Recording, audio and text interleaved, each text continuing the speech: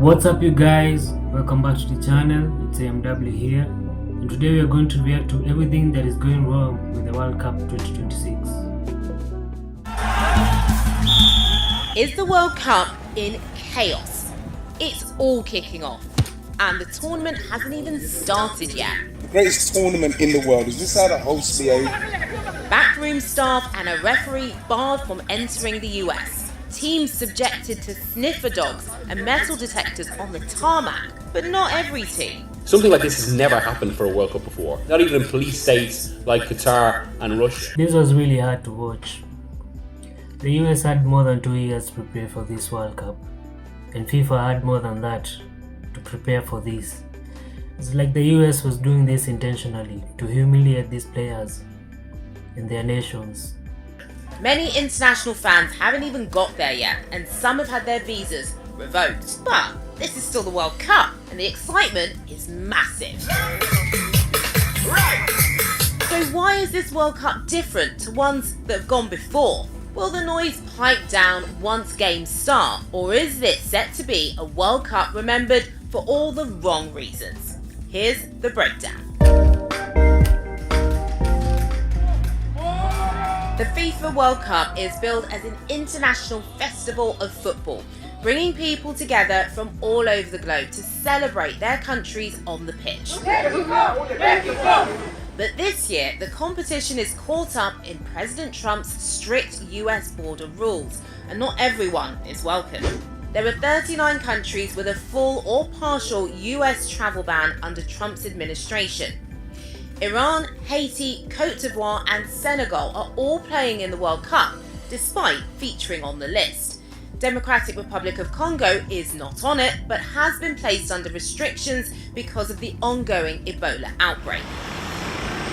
The USA's war with Iran has affected the Iranian team as they travel to North America. They've already had to move their training base from America to Mexico, and say they'll have to commute into the States on the day of their games. And Iran's football body claims FIFA revoked its ticket allocation for their group stage matches. The US State Department says the necessary visas have been issued, and they will not allow the Iranian team to abuse this system to sneak terrorists into the United States under false pretenses.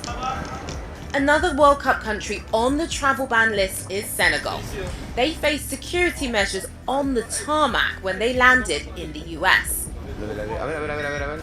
Elsewhere, the Uzbekistan team was inspected by sniffer dogs when they arrived at a stadium in New York for a friendly. People thought it was a joke when Trump said he's going to send ICE to the World Cup, and he's actually doing that. Amid accusations that the US has been hostile to its international visitors, New York's Democratic Mayor Zohran Mamdani released a welcome video. Remember that we're all neighbors, so please treat everyone who's working hard to make your visit special with respect, and they'll return the favor. These restrictions haven't only affected teams. Somalian referee Omar Abdelkadir Artan was selected by FIFA as one of the World Cup's 52 refs, but he was refused entry to the USA over vetting concerns. And I wanted to thank for FIFA for supporting me all the way, and Somali people also. He says he was given an 11-hour immigration grilling before being sent back to Turkey, where his flight had come from. Somalia is on Trump's travel ban list, and the administration has pushed for Somali deportations in the past. FIFA found ways to bypass national immigration rules for ticket holders at the last 3 World Cups in Brazil, Russia and Qatar. But this time seems different. They have distanced themselves from the Artan decision, confirming he will not referee in the competition and saying they do not get involved in host country immigration processes. We'll start with 48 teams. From ticket prices and a water bottle ban U-turn to visa issues and security concerns, a messy stage has been set for football's biggest event. Controversies are now piling up as the World Cup curtain is about to be raised. There was an executive order that Trump signed to deal with people from Muslim nations. Most of the time when he does this, people think he's joking around. because most of the time he makes jokes out of serious issues. Now this is the result of that. Some have called this a World Cup of chaos, and critics say Trump has made the US a hostile environment for certain teams and fans. So are these strict security checks and visa restrictions normal? Are they fair? And how unusual is all of this compared to other World Cups? Well, to help answer those questions, I'm going to bring in Miguel Delaney. He's the chief football correspondent from The Independent and is in New Jersey covering the World Cup. Miguel, great to speak to you. You're in New Jersey, aren't you? What's going on there? Well, there is a bit of World Cup atmosphere. I took a walk around New York last night, and obviously there's kind of iconography everywhere. There is a buzz, you see a lot of shirts. We are actually about 15 minutes away from MetLife Stadium, where the final will be held. And yeah, it's just, I suppose, it's one of many places where anticipation is building. There's talk it's not building everywhere, but I suppose that speaks to one of the issues with this World Cup, given just the sheer scale of it, the size of it. I'm in New Jersey, which is obviously where the final is going to be held, and yet the main event this week feels like, well, there's two in Mexico City. One being Gianni Infantino's opening press conference, his equivalent of the I Feel in Qatar, and then obviously the opening game between Mexico and South Africa. But before we got to all of that, we've had so many viral moments already.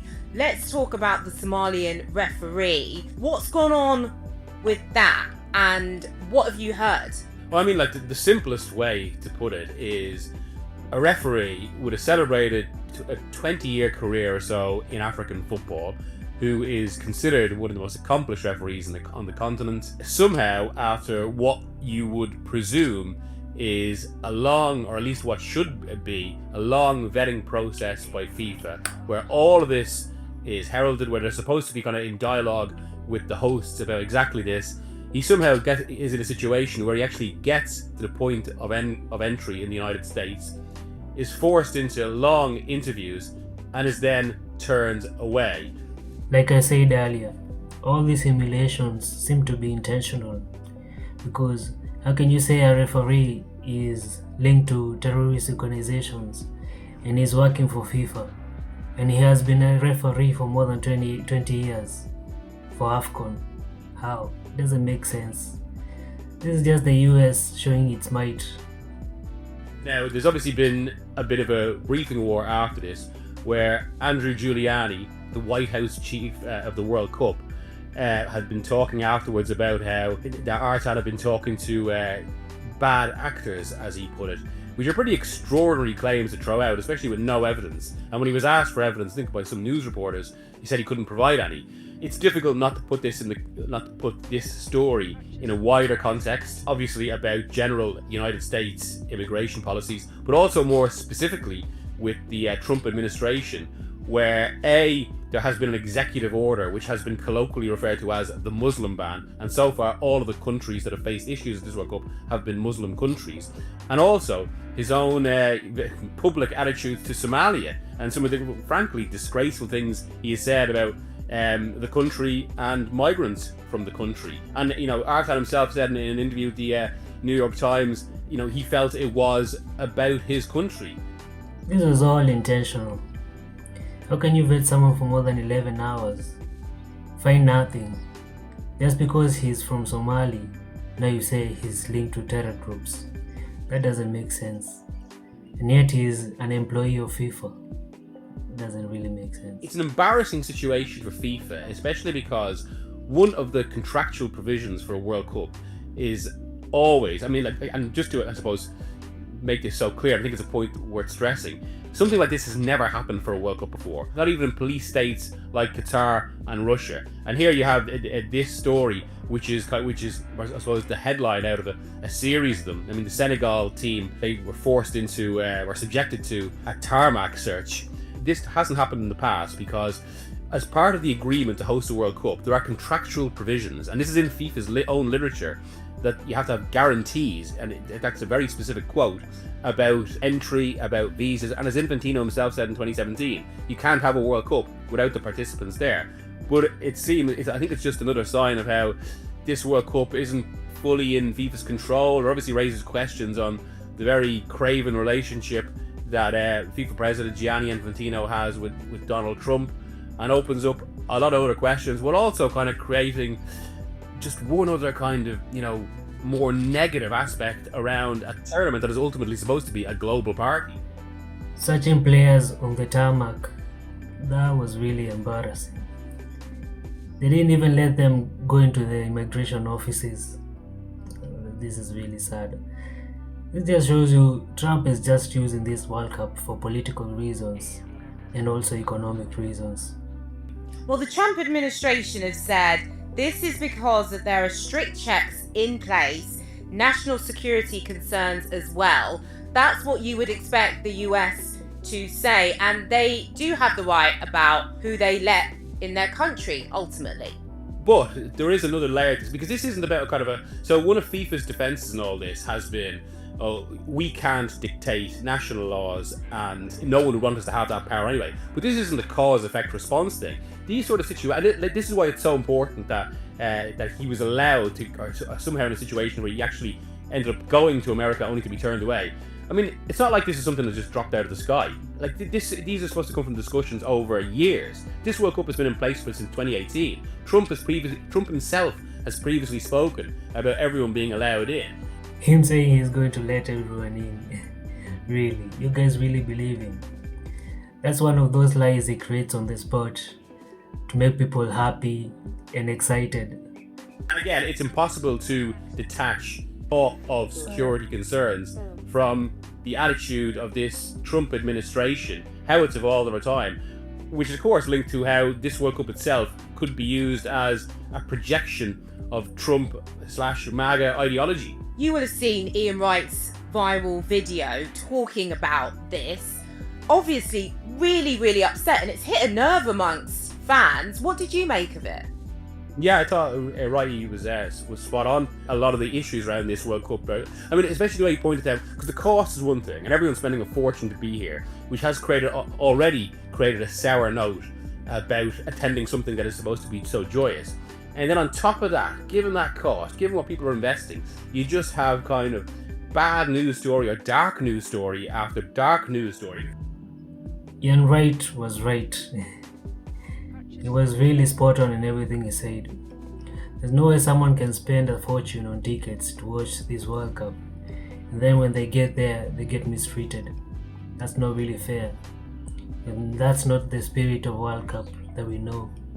I mean, something else that's unprecedented around this World Cup is we have this situation, again, this has never happened before, where a host nation is actually at war and has engaged in acts of aggression against a participant nation, which is Iran. And I feel there's so many times when I've been writing about this tournament over the last year and a half, because usually as a journalist with international tournaments, you start properly discussing the issues when the qualification starts, and in this case it was March 2025.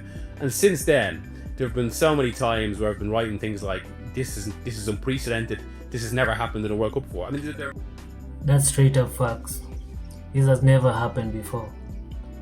Just because the US and Iran are at war, that doesn't give them the right to push them to a corner and make them go to Mexico. How would they even participate in this World Cup, commuting from Mexico to America?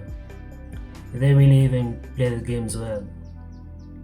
Multiple examples. And in that, I mean, it was something that Wright touched upon as well. The US hasn't necessarily been talked of in the way that Qatar has been talked of. I would say that's correct though, because they are different tournaments to drop different issues. I mean, ultimately, for all the kind of many controversies and justified kind of moral indignations about this World Cup, it doesn't have an issue central to the tournament, central to the staging of the tournament, like Qatar's use of migrant labour that was criticised as slave labour. But it doesn't need to be the same, or worse or better, to have so many fundamental problems. It has problems of its own, and they are many. The same people who are criticizing Qatar when they hosted the 2022 World Cup, saying that they're using slave labor, they're not paying them well, so many things that don't really make sense, are the same people who are messing up the USA World Cup.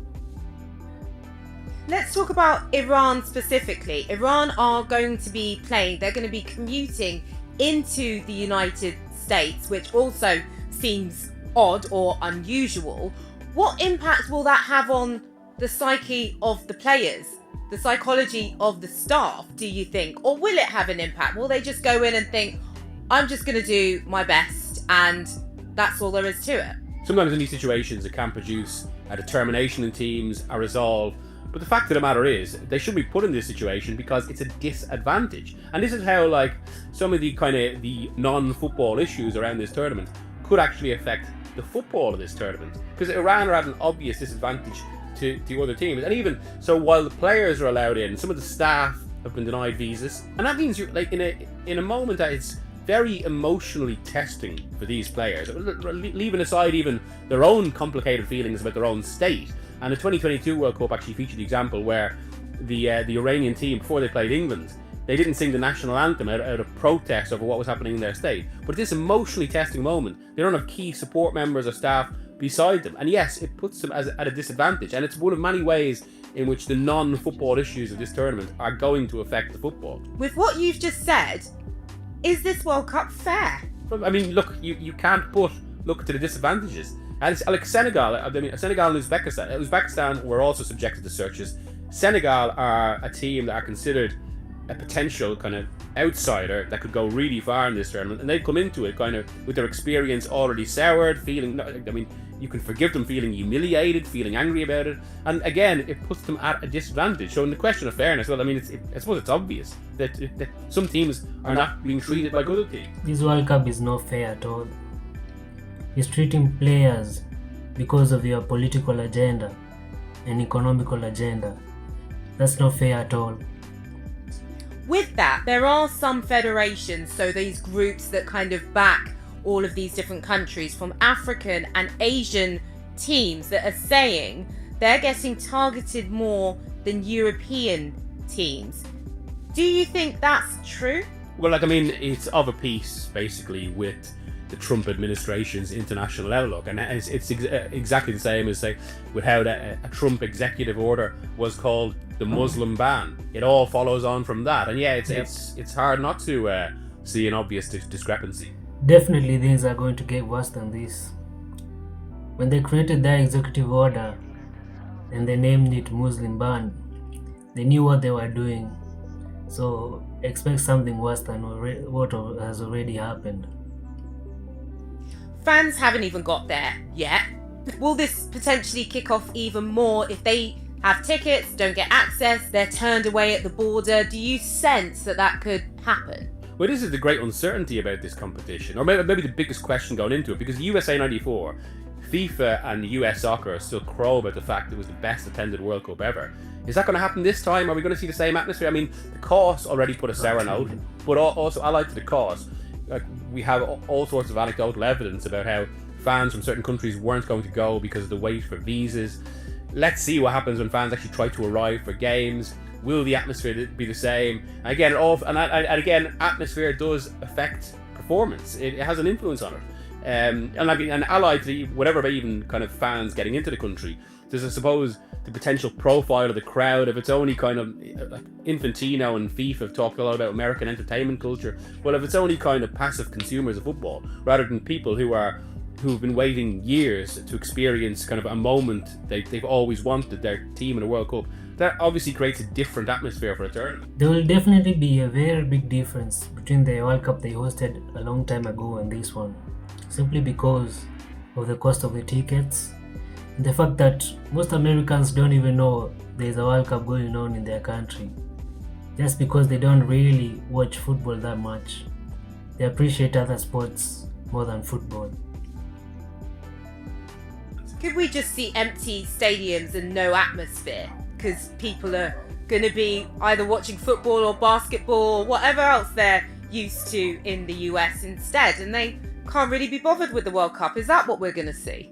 Again, this is where, allied to cost, the very size of the World Cup is an issue. And there's almost like, you know, it is a classic case of more is less. There's almost too many games. There's too much kind of attracting interest. And yeah, I do think it will be a case where there are certain matches where we'll have swathes of empty seats. Ultimately, because it is the World Cup, the biggest teams and the biggest games are still going to be packed. And look, this is what FIFA are ultimately capitalising on, that people will be willing to pay whatever it takes to get into those matches. So I think it's going to be a bit of a split World Cup in that sense. Some of it will be embarrassing for FIFA, some of it they'll be delighted with the interest and the money that comes in.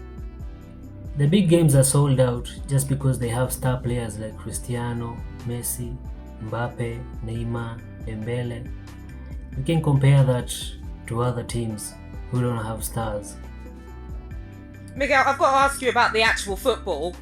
What do you think is going to happen? What games are you excited about, and who are you rooting for? Well, I think the tournament is going to be distorted by its size. Especially on the back of how exhausting the last two. So this is the first tournament that's happened after the Champions League expanded. So that's going to create a lot of fatigue. You can already see when Arsenal won the title this season, a lot of the talk was how players like Declan Rice, Martin Zubimendi are exhausted. So from that, I would say that Spain are the best team in the competition, and they're obviously already the European champions.